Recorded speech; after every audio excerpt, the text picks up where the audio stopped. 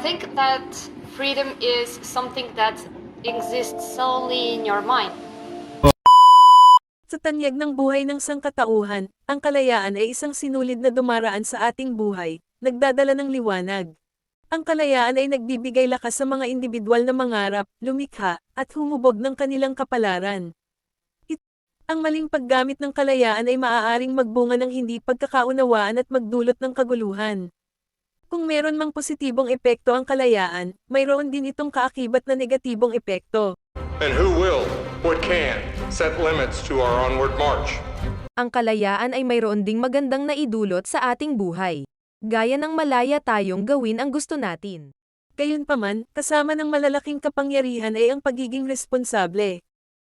Sa tanyag ng buhay ng sangkatauhan, ang kalayaan ay isang sinulid na dumaraan sa ating buhay, nagdadala ng liwanag.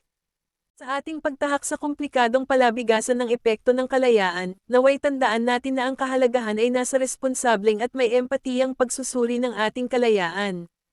Sapagkat sa kabuuan ng asensya ng kalayaan, natutuklasan natin ang kagandahan ng ating kolektibong kaharian.